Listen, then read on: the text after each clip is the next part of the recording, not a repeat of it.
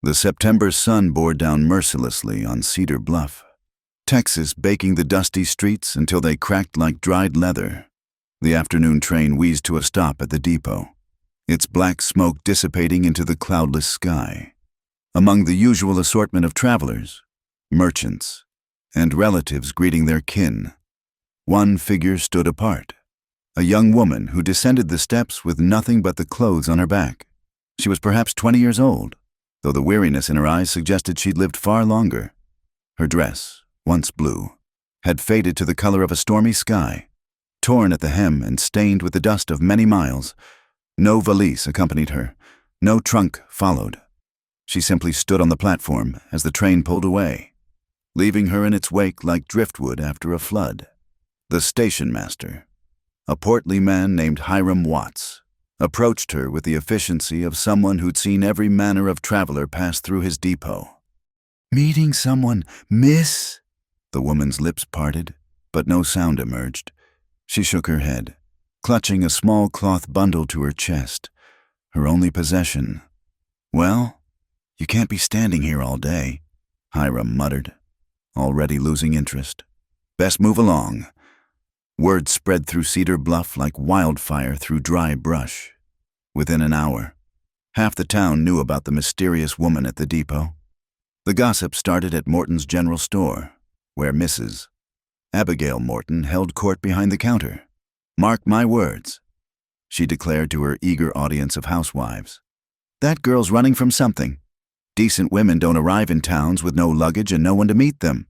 "Could be she's one of those fallen women," suggested Mrs.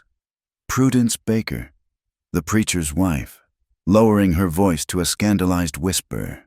"Escaped from one of those establishments." The speculation grew wilder with each telling.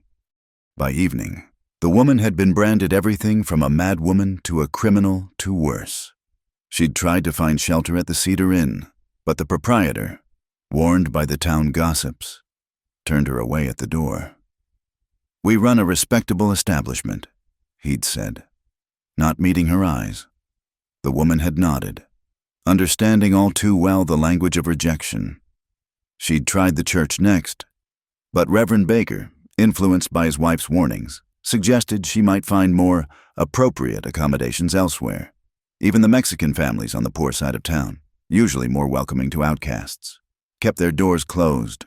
As darkness fell, Sheriff John McCarty made his evening rounds. At 35, he cut a solitary figure through the streets of Cedar Bluff. The star on his chest caught the last rays of sunlight, but there was no shine in his gray eyes. Hadn't been for 3 years. Not since the cholera took his wife Emily and their unborn child. He found the woman huddled beside the storage shed behind the depot, knees drawn to her chest, that small bundle still clutched in her arms. The temperature was dropping fast, as it did in the desert, and her thin dress offered no protection. John stopped several feet away, not wanting to startle her. "Ma'am?" She looked up, and he was struck by the naked fear in her eyes. Not of him specifically, but of the world itself. He'd seen that look before, in soldiers after particularly brutal battles, in women who'd survived Indian raids. "Can't stay here," he said gently. "Night's coming on cold." She nodded but made no move to rise. Where could she go? John removed his coat and held it out to her. She stared at it as if it might bite. "Take it," he said. "Won't do either of us any good if you freeze." Still, she hesitated. It had been so long since anyone had shown her kindness without wanting something in return. Finally, she reached out with trembling fingers and accepted the coat. The first drops of rain began to fall, fat and heavy, promising a deluge. John looked up at the darkening sky, then back at the woman. He thought of Emily, how she would have scolded him for even hesitating. "I've got a room," he said quietly. "Back of my house. Used to be for the help. Has its own door, locks from the inside. You'd be safe there." The woman's eyes widened. Safe? When had she last felt safe? "I'm the sheriff," John added, touching the star on his chest. "John McCarty. I'm not asking for anything, just offering a dry place to sleep." She studied his face in the dying light, saw the lines of grief that matched her own. the loneliness that hung about him like a shroud. Slowly, she stood. They walked through the rain-slicked streets, John keeping a respectful distance. Curtains twitched as they passed, and he knew the gossip would be fierce come morning. Let them talk. He'd stopped caring what Cedar Bluff thought of him the day he'd buried Emily. His house sat at the edge of town, a modest two-story that had once rung with Emily's laughter. Now it stood silent, the garden she'd tended gone to seed. John led the woman around back to the small addition that had housed their cook before Emily fell ill. He lit the lamp inside, revealing a simple but clean space. A narrow bed with a quilt Emily had sewn, a washstand, a chair by the window. "It's not much," he apologized. The woman set down her bundle and touched the quilt with reverent fingers. She turned to him, and he saw tears tracking down her cheeks. Her mouth opened, closed, but still no words came. "Can you speak?" John asked gently. She shook her head, touching her throat. Not mute by choice then, but by circumstance. He'd seen it before. Trauma could steal a person's voice as surely as any physical injury. "That's all right," he said. "You rest now. There's water in the pitcher, and I'll bring some food shortly. Lock the door behind me." He turned to leave, but her hand on his arm stopped him. She looked into his eyes, and he saw gratitude so profound it nearly broke him. Then she did something that surprised them both. She took his large, calloused hand and placed it over her heart.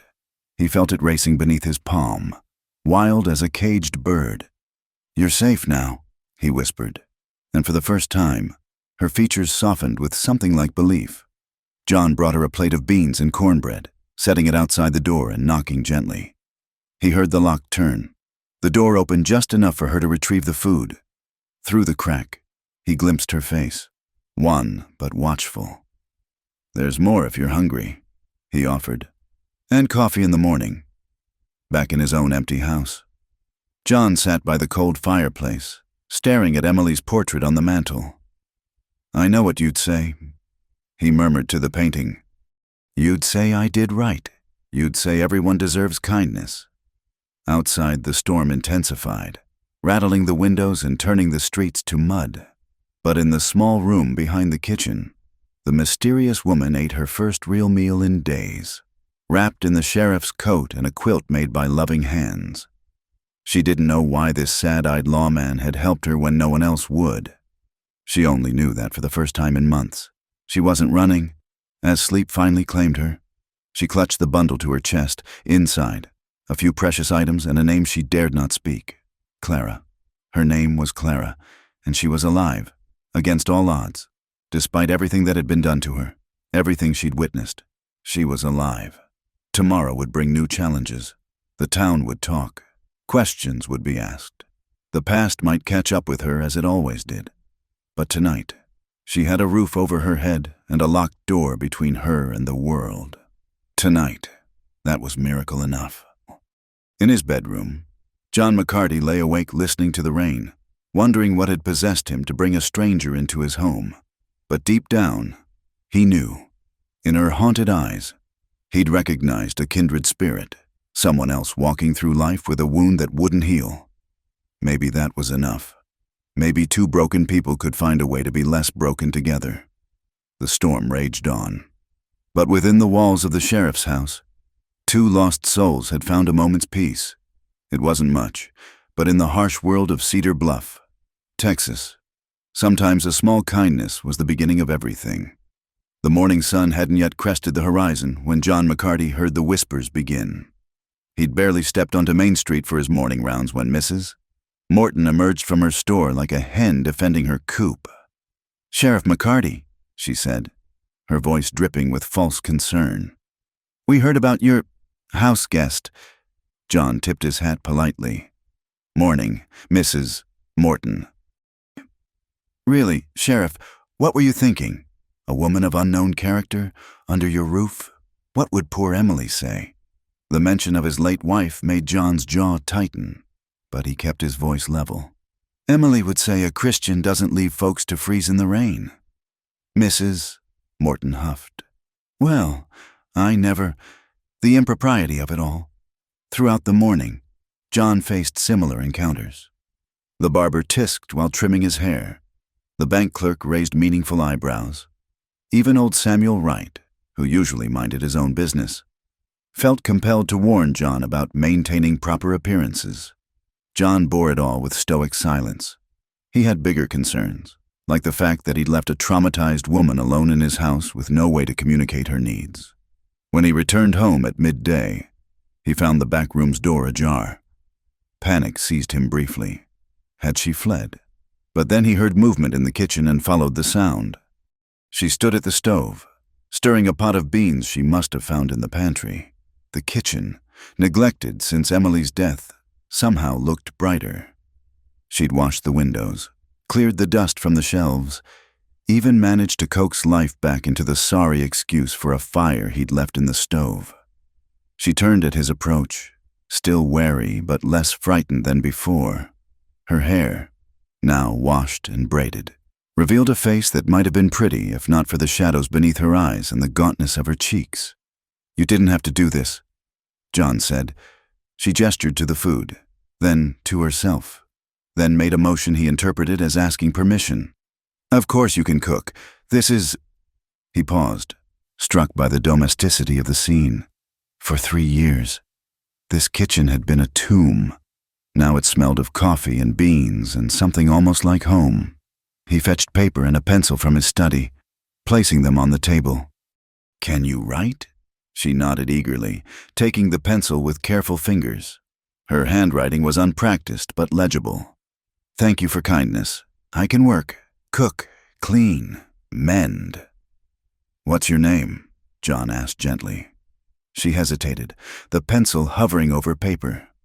Fear flickered across her features, the same look he'd seen when cornered men decided whether to lie or tell a dangerous truth. "Finally," she wrote. "Clara." "Clara," John repeated. "That's a good name. I'm John, though I guess you know that already." She almost smiled, just a slight upturn of her lips, but it transformed her face momentarily. "Clara, where are you from?" The pencil trembled. She wrote slowly, "Cannot go back there." John recognized a boundary when he saw one. "All right, that's all right. You're here now."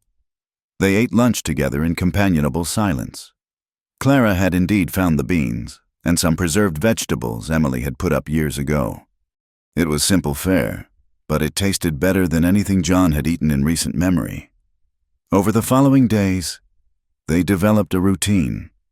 Clara took over the household duties with quiet efficiency. She swept floors that hadn't seen a broom in months, beat dust from rugs, and brought order to chaos. John would leave money on the kitchen table, and she'd walk to Morton's store for supplies, enduring the stares and whispers with her head high. One evening, John returned to find her scrubbing the parlor floor on her hands and knees. "Clara, you don't have to." She looked up sharply, and he saw the desperation in her eyes. She needed to earn her keep, needed to feel she wasn't charity. He understood that kind of pride. "All right," he said. "But you eat at the table with me, not in your room like a servant." She nodded, returning to her scrubbing with renewed vigor. It was during the second week that the nightmares started. John woke to the sound of muffled screams from the back room. He grabbed his gun and rushed outside, around to her door. It was locked, but he could hear her thrashing, crying out wordlessly. "Clara!" He pounded on the door. "Clara, you're safe. It's John." The screaming stopped, replaced by ragged breathing. After a moment, the lock turned. She stood in the doorway, hair wild. Emily's quilt clutched around her shoulders. Her eyes were unfocused, still lost in whatever horror had visited her dreams.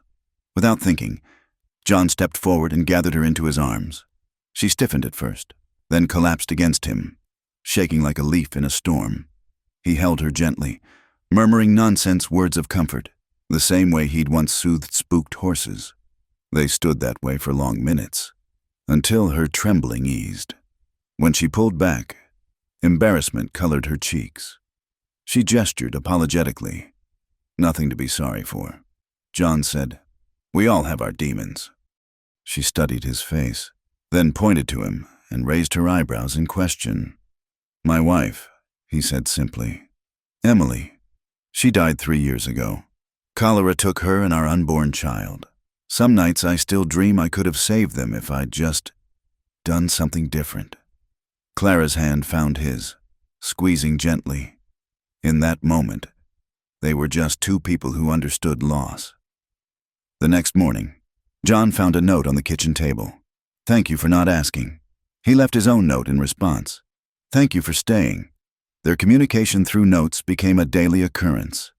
Clara would leave questions. What was Emily's favorite flower? Roses, the yellow kind. Why did you become sheriff? Someone had to keep the peace. John would share pieces of his life. Emily loved to sing while she cooked. "This badge was my father's." One evening, a gunshot rang out from the saloon district. Clara dropped the plate she was drying, her face draining of color.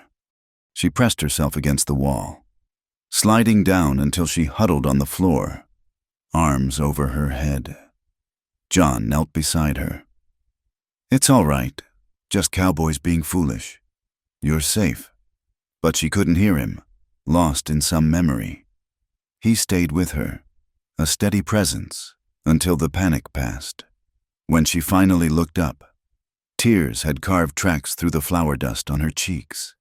She crawled to the table and wrote with shaking hands. "I saw men die, heard the guns, the screaming, cannot forget." "Where?" John asked softly. She shook her head violently, but wrote one word: "Witnesses."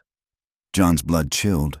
She'd witnessed something terrible, something that had literally stolen her voice, and if she was running, it meant someone didn't want her to tell what she'd seen. "No one will hurt you here," he promised. "I won't let them." She looked at him with such naked hope it nearly undid him. As autumn progressed, the town's hostility toward Clara grew. Someone left a note under John's door. "Get rid of the harlot. Shop owners served her last or not at all. Children threw pebbles when she passed." John began accompanying her on errands, his presence a shield against the worst behavior, but he couldn't be everywhere.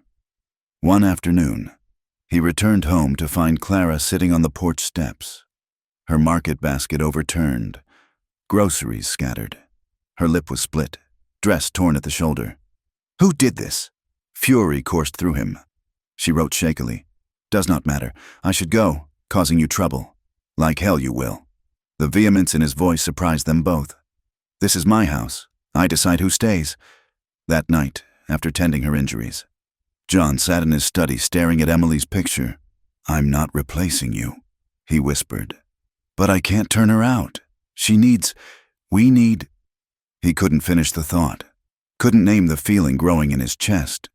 It was too soon, too complicated, too impossible.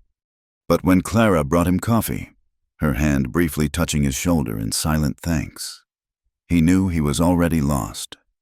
Outside, Cedar Bluff settled into uneasy sleep, unaware that in the sheriff's house, two damaged souls were slowly learning to trust again.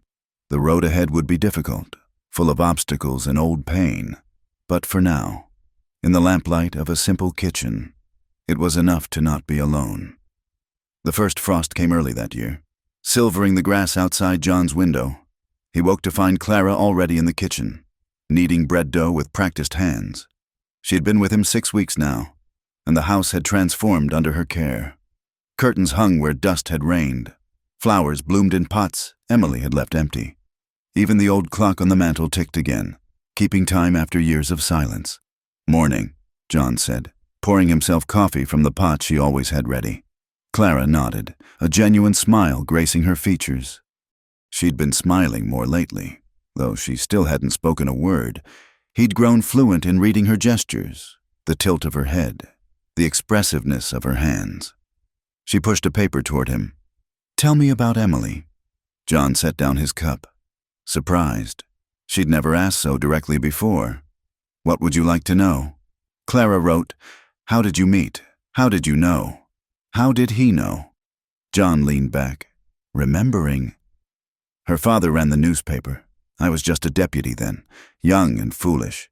Arrested her brother for drunk and disorderly one night. She marched into the jail the next morning, all 5 feet of her, and gave me such a lecture about the proper treatment of citizens." He chuckled. threatened to write an editorial about my heavy-handed tactics. I was smitten right then. Clara's eyes sparkled with interest. She wrote, she was brave, fearless.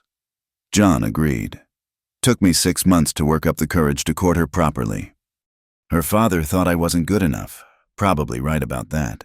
But Emily had made up her mind. You loved her very much. I did. I do. John met Clara's eyes. But she's gone. Took me a long time to accept that. Still working on it. Truth be told. Clara stood and moved to the window, gazing out at the frost-covered garden. Then she returned to the table and wrote slowly. My mother died when I was 12. Father remarried quickly. New wife didn't want me. Sent me to work in town. I was young. Pretty. The man who hired me wasn't what he seemed. John's hands clenched. He could fill in the blanks. The old story of innocent girls trapped in situations beyond their control. You don't have to tell me, he said gently. But Clara continued writing. 5 years. 5 years before I saw my chance. There was a man, powerful, dangerous. He came often. One night, another girl fought back. He killed her. I saw everything through the keyhole. When they realized I'd witnessed it, I ran. Clara. John reached for her hand, but she pulled back. Not finished. Cannot speak since that night. Doctor said trauma. Maybe someday. Maybe never. She looked up at him, tears streaming. You should know what kind of woman lives in your house. John stood slowly, deliberately. He moved around the table until he faced her. I know exactly what kind of woman lives in my house, he said firmly. A survivor. A woman who escaped hell and kept going. A woman who makes the best cornbread I've ever tasted and who brought life back to this tomb I was living in. Clara's breath hitched. She pointed to herself, then made a gesture he'd come to understand meant dirty or ruined. No, John said firmly. You're not ruined. You're not dirty. You're Clara, and you're welcome here as long as you want to stay. She crumpled then, shoulders shaking with silent sobs. This time, when John opened his arms, she didn't hesitate. She fell against him, letting years of pain pour out against his chest. He held her, one hand stroking her hair, murmuring the same words he'd whispered to Emily during her final days. It's all right. You're safe. I've got you. When the storm passed, Clara pulled back, embarrassment coloring her cheeks. She gestured apologies, but John shook his head. Nothing to apologize for. We all need to fall apart sometime. That evening, they worked together in the garden, preparing the beds for winter. Clara had insisted on planting bulbs, tulips and daffodils that would bloom come spring. Hope, she'd written when he asked why. Always need hope. As they worked, John told her more stories about Emily, how she'd insisted on learning to shoot despite her father's objections, how she'd organized the town's first real school, how she'd made him dance at their wedding even though he had 2 left feet. Clara listened with rapt attention, occasionally writing questions in the dirt with a stick. The sun set, painting the sky in shades of rose and gold, and still they worked, comfortable in each other's company. The peace shattered 2 days later. John returned from his rounds to find Reverend Baker and 3 members of the town council on his porch. Clara was visible through the window, frozen at the kitchen table. Gentlemen, John said evenly, to what do I owe the pleasure? Reverend Baker cleared his throat. Sheriff McCarty, we've come about your situation. The woman, Miss Clara, is my housekeeper. John said, has been for near 2 months now. That's just it, said Thomas Hartwell, the bank president. It's unseemly. You're a widower. She's a young woman of questionable background. People are talking. Let them talk. It's more than talk, pressed Simon Crane, who owned the largest ranch in the county. Your position requires respectability. How can you uphold the law when you're flouting propriety under your own roof? John's hand moved instinctively toward his gun, though he didn't draw. Are you questioning my ability to do my job? We're suggesting, Reverend Baker said carefully, that the woman should find other arrangements, for the good of all involved. We'd be happy to pay for her passage to another town. Get off my property." John's voice was deadly quiet. "Now." "John, be reasonable. I said get off my property before I arrest you for trespassing." The men exchanged glances and retreated, but Reverend Baker turned back. "This isn't over. Sheriff, your badge doesn't make you above common decency." After they left, John found Clara packed and ready to leave. Her few possessions were tied in the same bundle she'd arrived with. "Absolutely not," John said. She wrote frantically, "They're right. I'm ruining your reputation, your job, your life here. That's my choice to make." "I won't be the reason you lose everything. Better I go now before—" She stopped writing, hand trembling. "Before what?" John asked softly. She looked at him for a long moment, then wrote one word. "Before." They stood facing each other in the kitchen where they'd shared so many quiet meals. The air between them crackled with unspoken truths. John knew what she meant. Before it became something neither of them could walk away from. Before the feelings growing between them bloomed into something the town would never accept. "Clara," he said, his voice rough. "I buried my wife 3 years ago. For 3 years. I've been a ghost walking through life. Then you showed up, and suddenly I had a reason to come home at night. Suddenly the house didn't feel like a coffin anymore. If that costs me my badge, so be it. If it costs me the town's respect, I'll live with it. But don't ask me to go back to being dead inside." She dropped the bundle, hands flying to her face. When she looked up, her eyes held a mixture of wonder and fear. "Stay," John said simply. "Please." Clara moved toward him slowly, as if in a dream. She reached up and touched his face, fingers tracing the lines grief had carved there. Then she stood on her toes and pressed her lips to his, soft, tentative, a question more than a statement. John's arms came around her, deepening the kiss with 3 years of loneliness and longing. When they broke apart, both were breathing hard. Clara grabbed the pencil and wrote shakily, "This will only make things worse." "I don't care," John said, and realized he meant it. "Do you?" She studied his face, then slowly shook her head. Whatever happened next, they would face it together. The town could gossip, the council could threaten, but in this kitchen, in this moment, 2 broken people had found something worth fighting for. Outside, Cedar Bluff prepared for winter, unaware that inside the sheriff's house, spring had already begun to bloom. The garden might be dormant, but in 2 wounded hearts, hope had taken root. It would be tested. Certainly, there would be storms ahead, but for now, in the gathering dusk, it was enough to choose each other over fear. Clara unpacked her bundle and started dinner. John set the table for 2, and if their hands touched more than necessary, if their glances held promises of conversations yet to come, well, that was between them and the fading light. The morning after their kiss, Clara was gone. John woke to an empty house, the silence crushing after weeks of quiet companionship. Her room stood vacant, the bed neatly made, Emily's quilt folded with military precision. On the pillow lay a single sheet of paper. "I cannot be the reason you lose everything. Thank you for showing me kindness exists. Please do not look for me. See." John crumpled the note in his fist, a string of curses escaping his lips. He should have expected this. Should have known she'd run rather than let him sacrifice his position for her. The woman had survived by running. It was all she knew. He dressed hastily and headed for the depot. Hiram Watts was just opening the station. "The early train," John demanded. "Did a woman board? Young, brown hair, traveling alone?"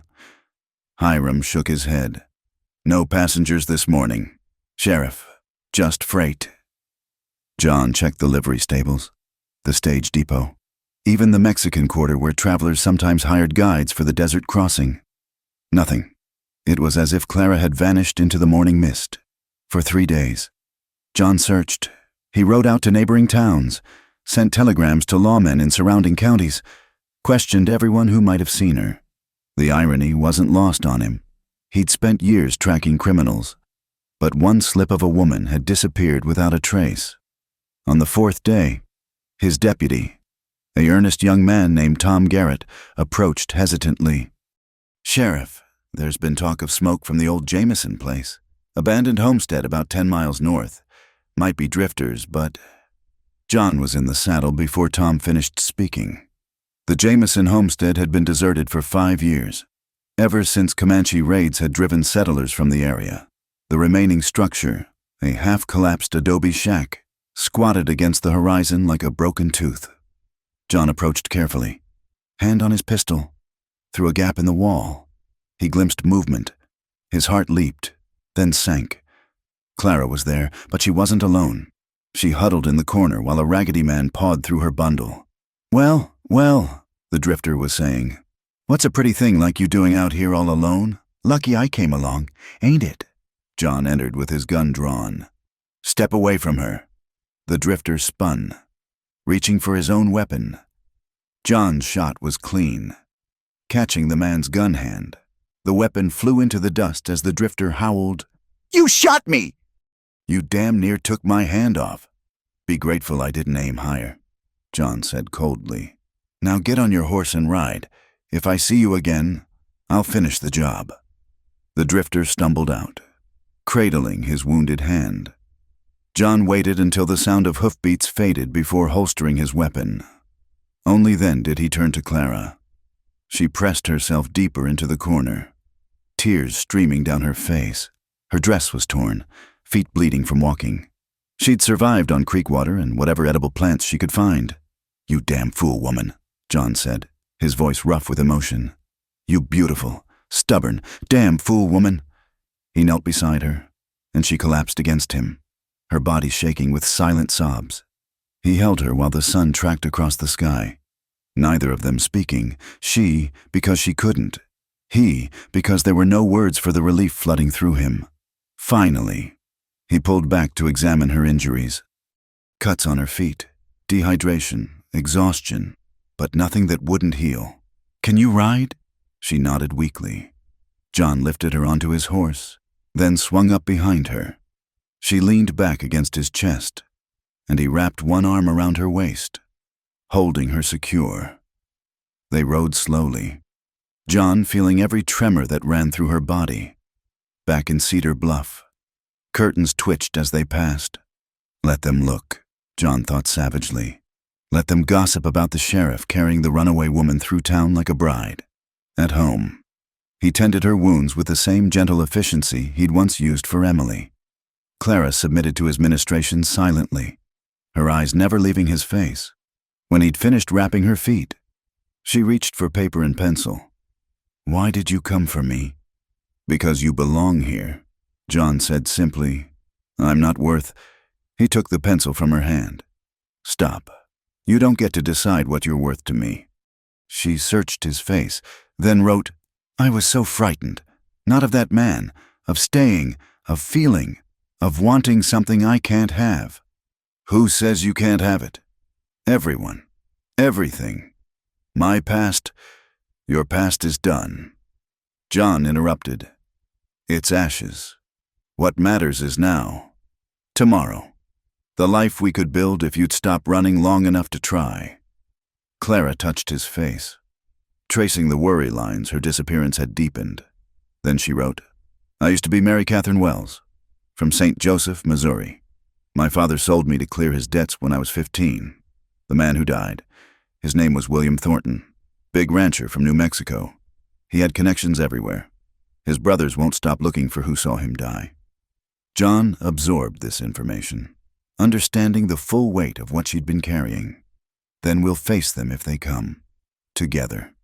"You don't understand. I'm not just a witness. I took something when I ran, papers from his coat, evidence of other crimes. I thought maybe I could use them for protection, but—" "Where are these papers?" Clara stood unsteadily and retrieved her bundle from a hidden pocket in the lining. She withdrew a packet wrapped in oilcloth. John examined the contents: deeds, contracts, and most damning, a ledger detailing bribes to territorial officials. "This is enough to bring down half the territory's government." John whistled. "No wonder they want you silenced. Now you see why I must go. They'll come eventually. When they do, When they do, they'll find the sheriff of Cedar Bluff standing between them and you."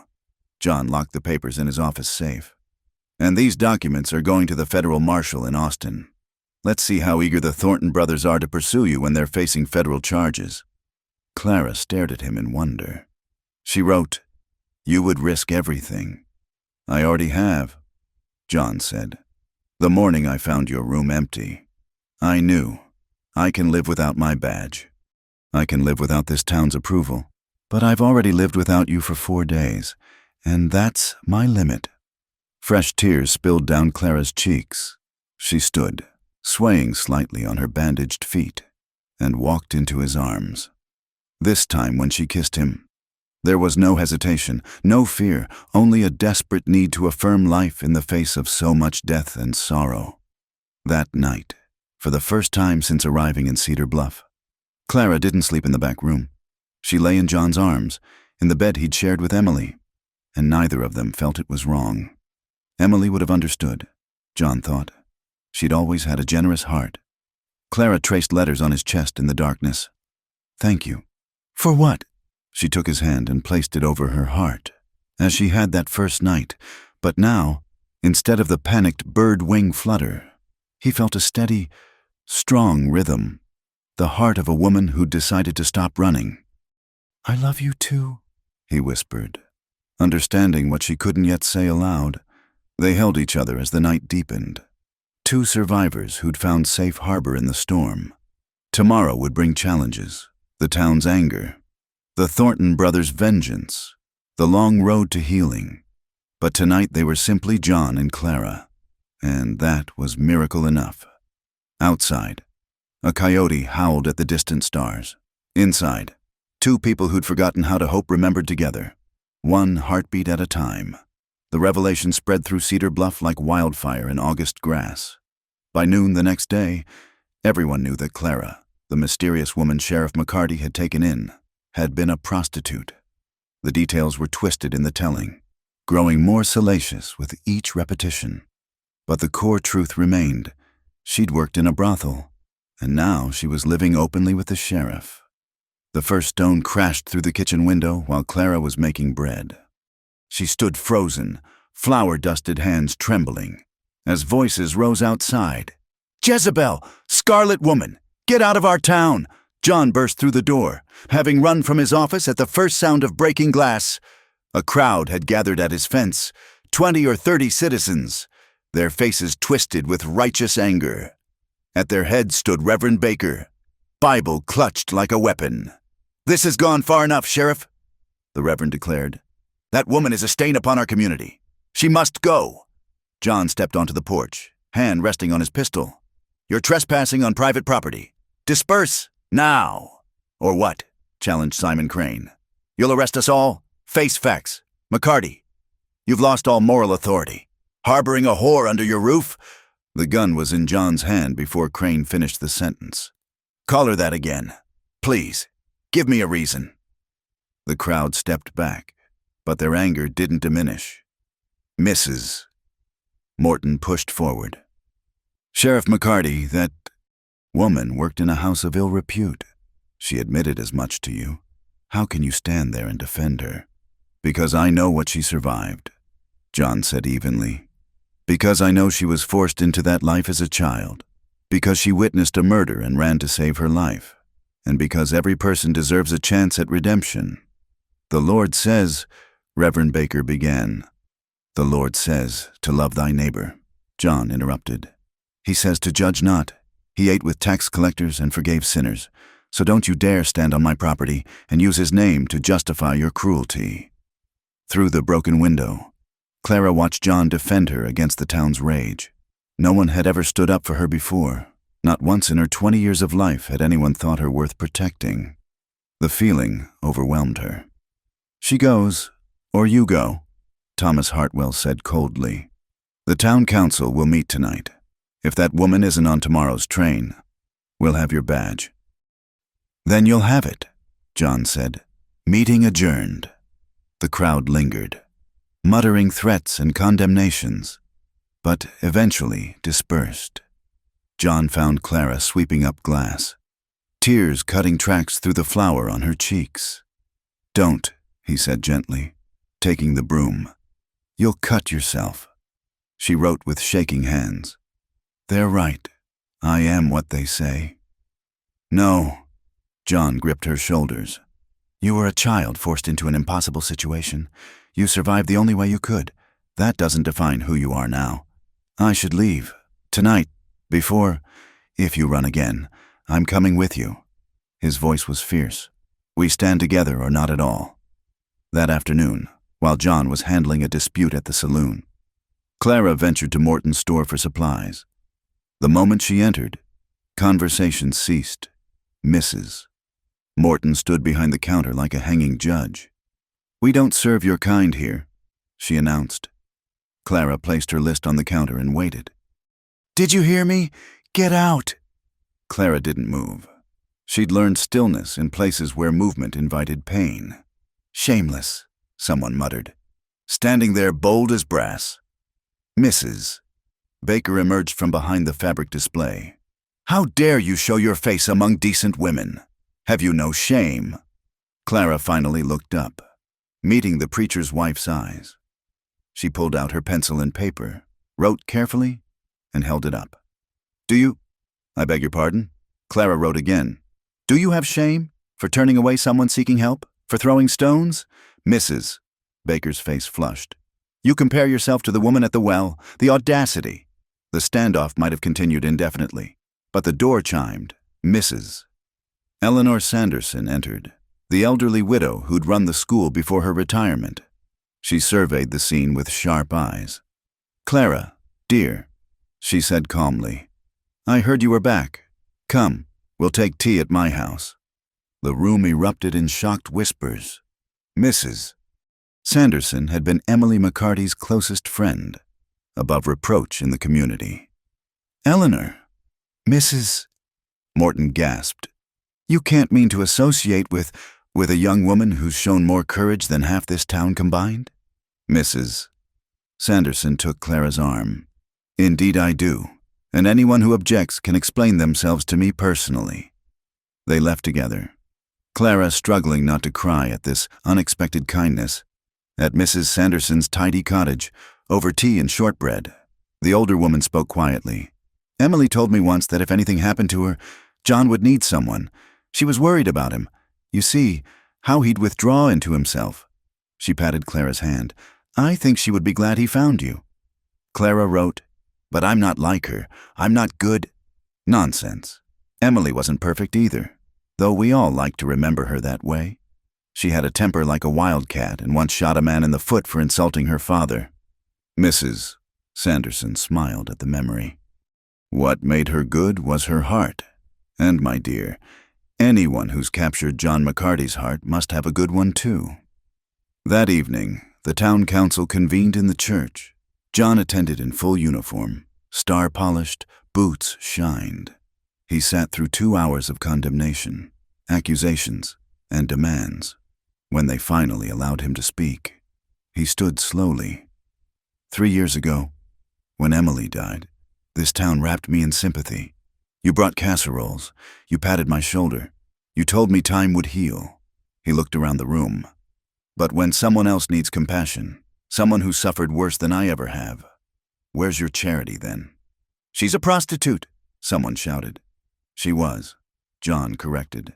"Just as I was a drunk before Emily saved me. Just as Tom Garrett was a thief before Judge Wilson gave him a second chance. Just as half the men in this room have things in their past they'd rather forget. It's not the same, isn't it?" John's voice rose. "How many of you have daughters, sisters?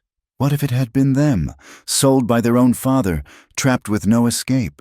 Would you want them condemned forever?" Silence fell. John removed his badge, holding it up to catch the lamplight. "This star represents law and order, but if the law has no room for mercy, if order means crushing the already broken, then I want no part of it." He set the badge on the podium. "I resign as sheriff of Cedar Bluff, effective immediately." He walked out amid stunned silence.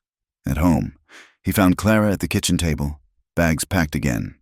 "Don't even think about it," he said. She wrote, "You gave up everything. No, I gave up a piece of metal. I kept everything that matters. He pulled her to her feet. Clara, we could leave. Start fresh somewhere else. California, maybe. Or Colorado.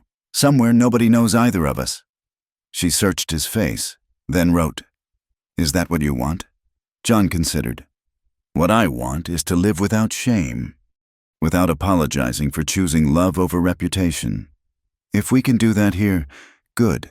If not, then we'll do it somewhere else. Clara took his face in her hands and kissed him deeply. When they broke apart, she wrote, Then we stay, we fight, we show them.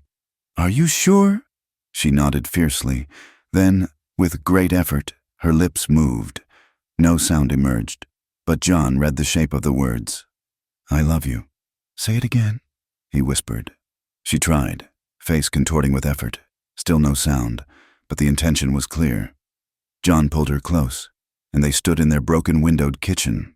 Two people against a world that wanted them to be ashamed of finding each other. We'll get through this, John promised. Together. Clara nodded against his chest. Together. It was a word worth fighting for, worth sacrificing for, worth staying for, even when running would be easier. Because sometimes the greatest courage wasn't in the leaving, but in the decision to remain and build something beautiful from the ashes of judgment. 2 weeks after John resigned his badge, the strangers arrived. Clara saw them first from the kitchen window, 2 men in black dusters, riding slowly down Main Street. Something in their bearing, the predatory way they scanned buildings and faces, sent ice through her veins. She knew that kind of man, had seen them too many times in her former life. Her hand trembled as she wrote, They're here. John looked up from the harness he was mending. Since giving up his position, he'd taken to doing odd jobs around town, those few who'd still hire him. Anyway, he moved to the window, studying the riders with a lawman's eye. Thornton's men? Clara nodded, her face pale. She recognized the younger one, Marcus Finch. He'd been William Thornton's favorite enforcer, the one who'd dragged girls back when they tried to run, the one who smiled while doing it. Pack what you need, John said quietly. Quick now. But Clara shook her head, writing furiously, No more running. You said we fight. That was before. She gripped his arm, eyes fierce. They'd made their stand. She wouldn't let these men drive them from the life they were building. John studied her face, then nodded slowly. All right, but we do this smart. He retrieved his guns from the cabinet, checking each load methodically. The federal marshal in Austin had the documents Clara had stolen, but it would take time for arrests to be made, time they might not have. The strangers made no secret of their presence. They took rooms at the Cedar Inn, asking questions about newcomers to town. By evening, everyone knew they were looking for a woman, young, pretty, brown hair, might be mute. Tom Garrett, who'd taken over as sheriff despite his youth, found John at the smithy. Those men are asking about Clara. I figured as much. John, I can't protect her if they've got legal claim. They don't, John said firmly. She's not property. Not anymore. Tom shifted uncomfortably. Still, if they say she stole something, the only thing she took was evidence of murder. John's voice hardened. You going to help them cover that up? Tom, the young sheriff flushed. Course not. Just be careful. John, these men look like killers. That night, John barricaded the doors and windows. Clara insisted on keeping watch with him, sitting by the front window with Emily's old shotgun across her lap. She'd written earlier, I know how to shoot, had to learn. They waited in tense silence, but the attack didn't come. Instead, the strangers appeared at their door the next morning, bold as brass in broad daylight. Mr. McCarty. Marcus Finch tipped his hat politely. We're looking for someone, girl named Mary Catherine. Heard you might know where she is. John stood in the doorway, blocking their view inside. Never heard of her. That so? The second man, older and meaner looking, spat tobacco juice into Clara's flower bed. Funny. Description matches that mute girl you took in. My wife's name is Clara, John said evenly. And she's none of your concern. Wife? Finch's smile turned sharp. When did you marry? Because I'd surely like to see the papers, especially since Mary Catherine is already married to my employer, Mr. Samuel Thornton. John's blood chilled, but he kept his face neutral. You're mistaken. Am I? Finch pulled out a worn photograph. This looked familiar. It was Clara, younger and terrified, standing beside a heavy-set man in expensive clothes. A wedding portrait from hell. Marriage requires consent. John said. A frightened child can't give that. Law says different. Finch's hand drifted to his gun. Now, you can make this easy or hard. Either way, she's coming with us. Over my dead body. That can be arranged. The tension crackled between them. Then Clara appeared in the doorway, chin high despite her trembling. She handed Finch a paper. He read aloud. Not married. Never was. William Thornton is dead. You lying bit. The older man started forward, but John's gun was already drawn. Off my property. Now. Finch raised his hand slowly. All right, McCarty, we'll go. But this isn't over. Samuel Thornton wants justice for his brother's murder, and he wants his property back. She's not property, John growled. And it wasn't murder. It was self-defense. Prove it. Finch smiled coldly. Oh, wait. The only witness can't talk, can she? They left, but John knew they'd be back. That night, he found Clara sitting on their bed, tears streaming silently down her face. Hey, he said softly. We knew this might happen. She wrote, I brought this to your door. These men, this danger. And I'd face it again, 100 times over. John took her hands. Clara, I need you to understand something. You're not responsible for what was done to you. You're not to blame for surviving. She pulled out the marriage certificate Finch had shown them, her hands shaking. John had seen such documents before, the kind used to give legal cover to what amounted to slavery. Burn it, he said. Clara looked at him in surprise. Burn it, John repeated. It's not real. What we have is real. That paper is just chains they're trying to wrap around you again. With trembling fingers, Clara fed the certificate to the stove. They watched it curl and blacken, the lie of that forced marriage turning to ash. The next day brought an unexpected ally, Judge Wilson. The circuit judge who'd given Tom Garrett his second chance arrived on his monthly rounds. John had sent him a telegram, and the judge made time to hear their case. It's thin, Wilson admitted after reviewing everything. Without Clara's testimony about the murder. Clara grabbed paper, writing frantically, I saw William Thornton strangle Louisa Frame on March 15th. She fought back when he tried to force himself on her. He broke her neck. Marcus Finch helped hide the body. Can you swear to this in court? Clara nodded firmly. The problem, Judge Wilson said gently, is that you'd need to speak the testimony aloud. Written statements in a murder case. Clara's shoulders slumped. John took her hand. There has to be another way. Perhaps, the judge considered.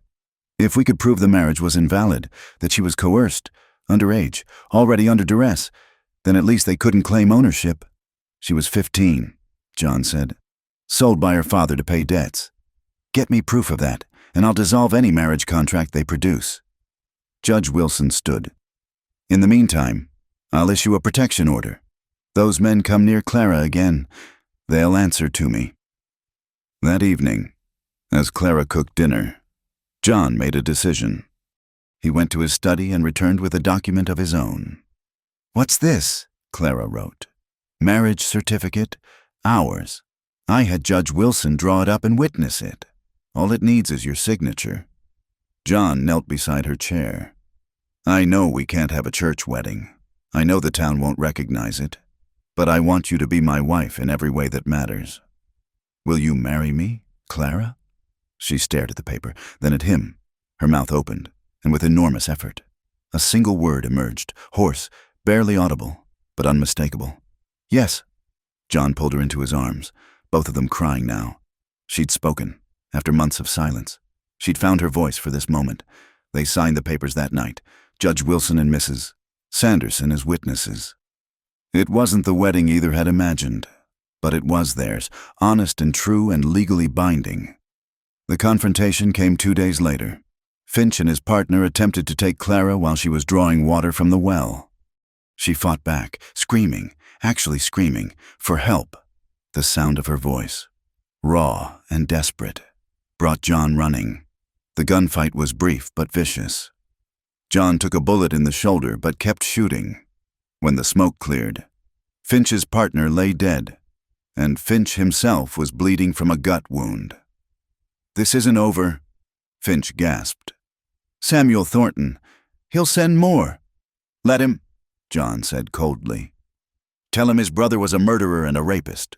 Tell him Clara McCarty is under the protection of federal law now. And tell him if he wants a war, he'll get one." Tom Garrett arrived to arrest Finch, who survived to be transported to Austin for trial. With Clara's written testimony and the documents she'd saved, the Thornton empire began to crumble. That night, as Clara tended John's wound, she managed 3 more words. "I love you." "Keep practicing," John said, smiling through the pain. "I want to hear you say it every day for the rest of our lives." She kissed him gently, and in the lamplight of their kitchen, 2 wounded souls continued healing together. The past had come calling, but they'd faced it down. Now, finally, they could look toward a future built on truth, courage, and the kind of love that refuses to be silenced. Winter came early and hard that year, blanketing Cedar Bluff in pristine white that covered the ugliness of recent events. John's shoulder had healed, leaving only a scar to remind them of the violence that had touched their door. With the Thornton threat neutralized and federal marshals investigating the family's criminal empire, Clara and John finally had space to breathe, to build, to become. The change in the town was gradual but noticeable. The news of Clara's role in exposing a murderer had shifted some perspectives. When word spread that she'd risked her life to gather evidence of corruption, a few citizens began to see her differently, not as a fallen woman, but as someone who'd shown remarkable courage. Mrs. Sanderson proved instrumental in this shift. She invited Clara to help with her charity work, delivering food to families struggling through the harsh winter. At first, doors closed in Clara's face. But Mrs. Sanderson's presence provided a shield of respectability. "My dear," the elderly woman said after one particularly cold rejection, "change happens slowly, like spring thaw, but it does happen." Clara's voice, still raspy and uncertain, grew stronger each day. She practiced with John in the evenings, reading from Emily's books. Simple words at first. "Good morning." "Thank you." "I love you."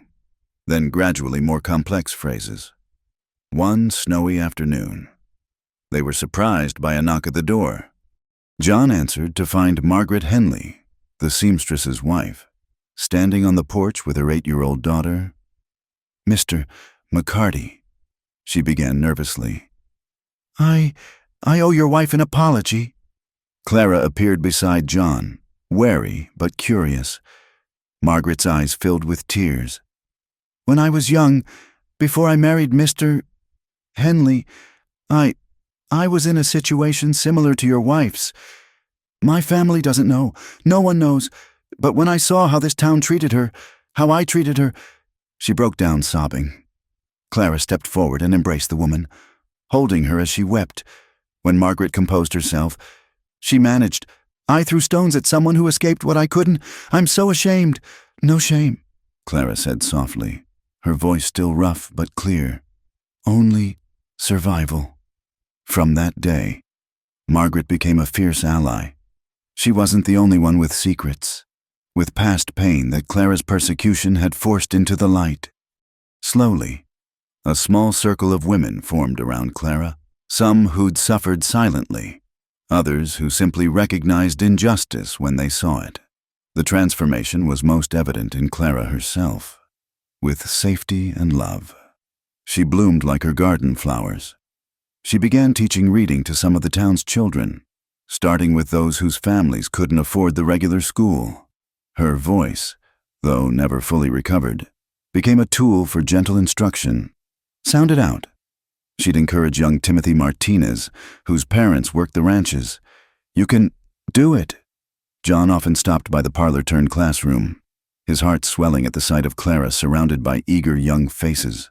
This woman who'd been denied education herself now passed on the gift of literacy. One evening, as snow fell softly outside, Clara surprised John with a request. She wrote, "I want to have a proper wedding ceremony, not for the town, for us." "We're already married," John pointed out. "Legally, yes, but I want to speak vows, to say the words." She touched her throat. "Now that I can." They planned a small ceremony for Christmas Eve. Mrs. Sanderson offered her home, and Judge Wilson agreed to officiate again. The guest list was short. Tom Garrett, the Henleys, a few others who'd shown kindness. But to Clara, it was perfect. She wore a simple dress Margaret had sewn, blue as a winter sky. John wore his best suit, the one from his wedding to Emily. He'd worried it might feel wrong.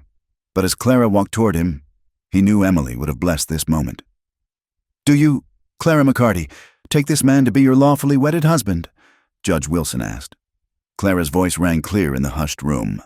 "I do, with all my heart." When John kissed his bride, there wasn't a dry eye in the room. Even Tom Garrett had to clear his throat suspiciously. The reception was modest, cake that Mrs. Sanderson had baked, coffee, and quiet conversation. But as Clara and John danced to Mrs. Henley's piano playing, they might have been in the finest ballroom in the world. "Thank you," Clara whispered against his chest. "For what? For seeing me, not what I was, just me?" John pulled back to look at her. "You want to know what I see? I see the strongest woman I've ever known. I see someone who survived hell and still chose kindness. I see my wife, my partner, my future." Clara's eyes sparkled with tears and joy. "I love you, John McCarty." "Say it again," he requested, as he always did. "I love you, I love you, I love you." Each repetition came easier, stronger. Later that night, in their bedroom decorated with winter roses from Mrs. Sanderson's greenhouse, they came together as husband and wife in every sense. Gone was the fear that had marked their early encounters. In its place was trust, passion, and the deep tenderness of two people who'd chosen each other despite everything. As Clara lay in John's arms afterward, she spoke in full sentences for the first time. "I never thought I could have this, a real marriage, a real life. You deserve everything," John said fiercely. "Every happiness, every good thing." "I have it," she assured him. "Right here." The winter passed in peaceful routine. John took work as a carpenter and horse trainer, finding he enjoyed working with his hands. Clara expanded her teaching, and several prominent families began sending their children to her, a mark of growing acceptance. One March morning, as the first crocuses pushed through melting snow, Clara made an announcement that would change everything again. She placed John's hand on her still flat stomach and said, "We're going to have a baby." John stared at her, then at where his hand rested. "A baby? You're sure?" "Dr. Patterson confirmed it yesterday. October, he thinks." John pulled her into his arms, laughing and crying at once. A child, after losing his first chance at fatherhood, after thinking that dream was buried with Emily. He would be a father after all. "Are you happy?" Clara asked anxiously. "Happy?" John cupped her face. "Clara, you've given me everything. A reason to live again, a partner, a home, and now a child. I'm not just happy. I'm complete." They held each other in the morning light. Two people who'd found love in the most unlikely circumstances. The town that had once tried to tear them apart was slowly learning to accept them. The past that had haunted them was finally laid to rest. As spring arrived in full glory, Clara planted her garden with special care. This year, she added a section for vegetables, practical plants for a growing family. John built a cradle in his workshop, sanding the wood until it was silk smooth. One evening, as they sat on the porch watching the sunset, Clara said, "I want to write to my father." John looked at her in surprise. She'd never mentioned wanting contact with the man who'd sold her. Not for reconciliation, she clarified, but to tell him I survived, that I'm happy, that what he did didn't destroy me. Do you know where he is? St. Joseph still. I think I just need him to know he didn't win. John took her hand. Then write to him. Show him what you've become despite him. Clara never received a response to that letter, but sending it freed something in her, the last chain to her past, broken. As summer warmed the Texas plains, Clara's belly grew round with new life. The women who'd once shunned her now stopped her on the street to offer advice about pregnancy and childbirth. Even Mrs. Morton, though still stiff, nodded politely when they passed. "Look at us," Clara said one evening, her voice now strong and clear. "Who would have thought that broken sheriff and that mute girl would end up here?" "I knew," John said confidently. "The moment you took my hand that first night, I knew we were meant to find each other." Clara leaned against him, feeling the baby move within her. "I'm glad I stayed." "So am I," John agreed. "So am I." The sun set over Cedar Bluff, painting the sky in shades of hope. In the sheriff's old house, now just the McCarty home. Two people who'd saved each other prepared for their greatest adventure yet, building a family from the ashes of their pain, proving that love could indeed conquer even the darkest past. The first cry of John William McCarty split the October dawn like a benediction. After 12 hours of labor, with Mrs. Sanderson and Dr. Patterson attending, Clara brought forth a healthy son with his father's gray eyes and his mother's determined chin. John, who'd paced the parlor floor until Tom Garrett threatened to arrest him for disturbing the peace, was finally allowed into the bedroom. He found Clara exhausted but radiant, their son nestled against her breast. "He's perfect," John whispered, touching the baby's tiny fist with one trembling finger. "He's loud," Clara corrected, her voice hoarse but amused. "Takes after his father." John kissed her forehead, then the baby's. "Thank you, for this, for everything. We did this together." Clara reminded him. Everything, together. The birth of young John, Johnny, as he quickly became known, marked a turning point in Cedar Bluff's acceptance of the McCartys. It's hard to maintain righteous anger at a family when faced with the universal miracle of new life. Women who'd crossed the street to avoid Clara now stopped to coo over the baby. Even Reverend Baker, pressured by his congregation, agreed to baptize the child. Amazing how a baby changes things. Mrs. Sanderson observed one afternoon, watching Clara teach with Johnny sleeping in a cradle beside her desk. Clara's little school had grown. What started with a handful of poor children now included 20 students of various ages. Parents paid what they could, sometimes coins, sometimes vegetables from their gardens, sometimes just gratitude. Mrs. McCarty. Young Timothy Martinez asked one day, "Why couldn't you talk before?" The room fell silent. Clara's students knew she'd once been mute, but none had dared ask why. Clara considered her answer carefully. "Sometimes," she said slowly, "when very bad things happen, our voices hide inside us. They need time and kindness to come back out. Like when Pa's horse got scared by the snake? Exactly like that." Clara smiled. The horse needed patience and gentleness before it would trust again. "People are the same. I'm glad your voice came back." Timothy said simply, "You're the best teacher." That evening, Clara recounted the conversation to John. "From the mouths of babes," he said, bouncing Johnny on his knee. "I've been thinking," Clara said, "about writing it down, my story, not for publication, just so Johnny knows someday. So he understands where he came from." John supported the idea, and Clara began spending her evenings writing. The process was painful, dredging up memories she'd tried to bury. But with each page, She felt lighter. The past lost its power when transformed into ink on paper. A year passed in domestic tranquility. Johnny grew from a squalling infant into a curious toddler who charmed everyone he met. John's carpentry business flourished. Quality work and honest dealing overcame any lingering prejudice. Clara's school gained official recognition from the county, making her Cedar Bluff's first certified female teacher. The town that had once wanted to drive them out now pointed to them with pride. "That's John McCarty," they'd tell visitors. "Used to be our sheriff. And his wife Clara, she's the one who exposed that Thornton murder case. Brave woman, teaches our children now." One spring morning in 1886, a small monument was unveiled at the train depot. Mrs. Sanderson had spearheaded the effort, raising funds from the community. The stone marker bore a simple inscription, "Not where you come from, but where you're welcomed home." "It's beautiful," Clara said, holding Johnny while he reached for the bright flowers people had laid at the monument's base. "It's for you, Mrs. Sanderson said quietly, "and for others like you who might come seeking sanctuary, so they know Cedar Bluff has learned to open its doors."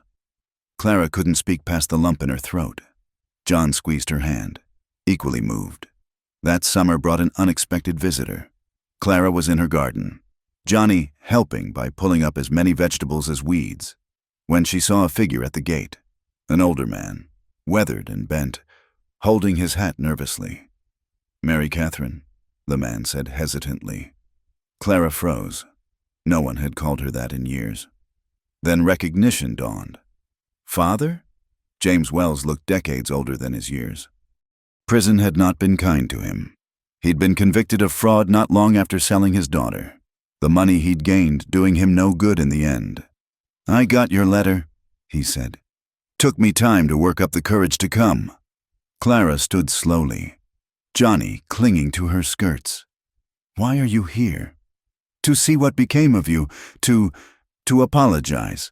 Though I know that's worth nothing." "You're right, it's worth nothing." Clara's voice was steady, though her hands trembled.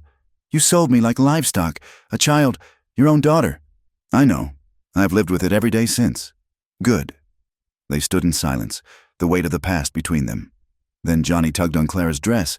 "Mama." "Who, man?" Clara looked down at her son, then at her father. "Nobody, sweetheart. Just someone from long ago."